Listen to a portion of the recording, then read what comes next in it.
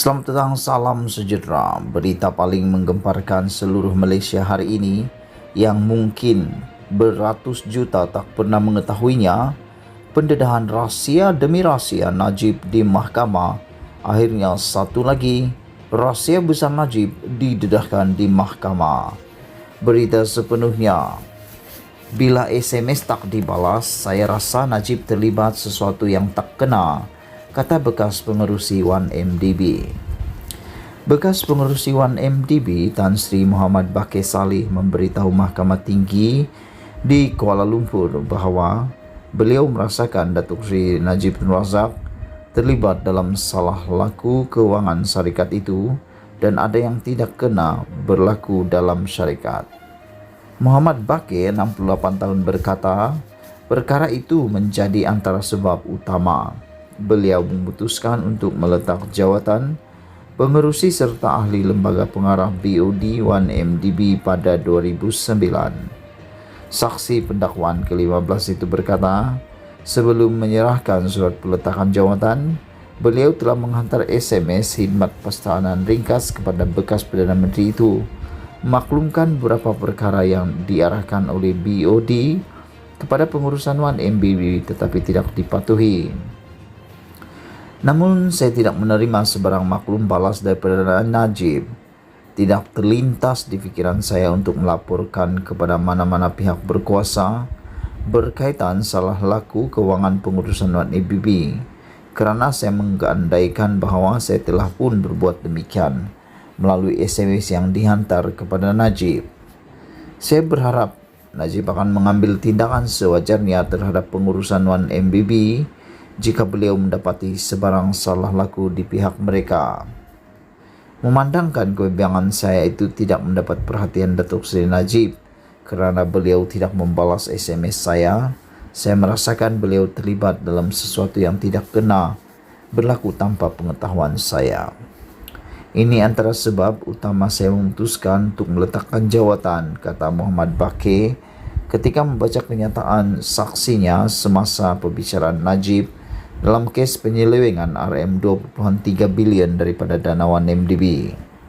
Semasa pemeriksaan utama oleh Ketua Pasukan Pendakwaan Datuk Seri Gopal Siram, saksi itu berkata, beliau mendapati luar biasa apabila Najib tidak membalas SMS-nya kerana tertuduh biasanya membalas mesejnya dan juga bukan kali pertama beliau menghantar mesej kepada bekas Perdana Menteri tersebut.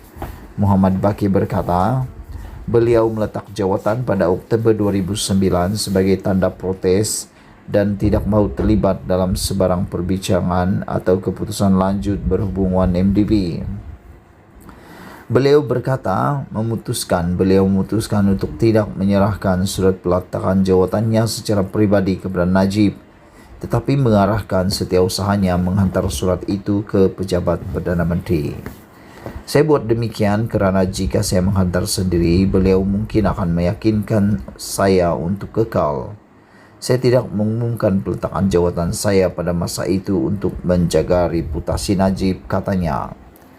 Saksi itu berkata, isu yang membawa kepada peletakan jawatannya termasuk pemindahan US 1 bilion tanpa kelulusan lembaga pengarah, kegagalan menjalankan penilaian ke atas usaha sama Petrosaudi International Ltd PSI, kegagalan melantik penilai bebas untuk mendapatkan maklumat yang tepat dan boleh dipercayai mengenai nilai aset syarikat usaha sama, dan kegagalan dalam pelantikan 3 orang wakil dalam syarikat usaha sama.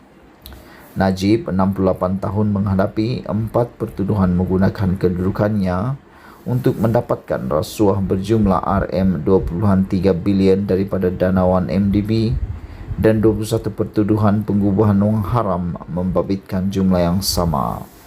Perbicaraan di hadapan Hakim Collins Lawrence Square bersambung esok. Sekian dulu untuk kali ini. Jangan lupa tinggalkan komen anda tentang pendedahan terkini di mahkamah ini.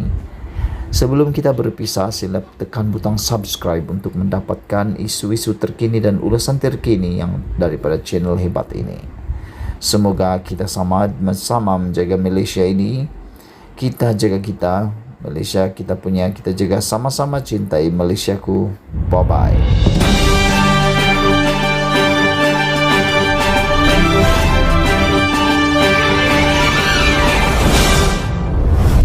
Selamat petang, salam sejahtera. Isu hangat petang ini, tol percuma tambah keceriaan rakyat sambut Hari Raya, pukulan kepada kegagalan Tun Mahathir. Berita sepenuhnya. Sebahagian daripada mereka yang tinggal di ibu kota sekarang ini sudah pun berada di kampung masing-masing untuk menyambut Hari Raya yang dijangka disambut pada hari Selasa. Setelah 2 tahun tidak dapat pulang berhari raya kerana kekangan PKP, kepulangan ke kampung pada tahun ini tentu saja amat-amat menggembirakan mereka. Lebih berganda lagi, kegembiraan tahun ini ialah kerana selain dibenarkan mengeluarkan caruman KWSP sebanyak RM10,000, tol di laluan lebuh raya utama itu juga diumumkan percuma. Di samping tol percuma di lebuh raya utama, banyak lebuh raya lain turut memberi potongan sebanyak 50% dan ianya terpakai untuk semua jenis kenderaan. Tol percuma dan diskaun itu berkuat kuasa selama 3 hari sebelum ketibaan hari raya dan 2 hari lagi pada hujung minggu depan ketika mereka mahu kembali ke ibu kota semula. Bagi rakyat kebanyakan, ini adalah hadiah paling menggembirakan untuk hari raya tahun ini.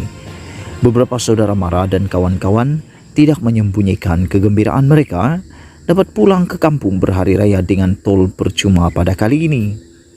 Meskipun ada kesesakan jalan raya, ianya terubat dengan tol percuma itu.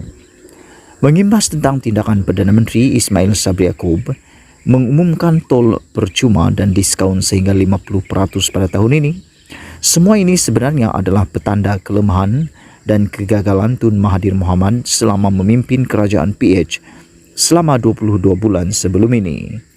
Kalaulah janji menghapuskan tol benar-benar ditunaikan setelah PH berjaya menjadi kerajaan sebagaimana ianya telah dimanifestokan dalam PRU 14 lalu, Ismail Sabri mungkin tiada peluang langsung mengumumkan tol percuma dan diskaun 50% untuk hari raya tahun ini.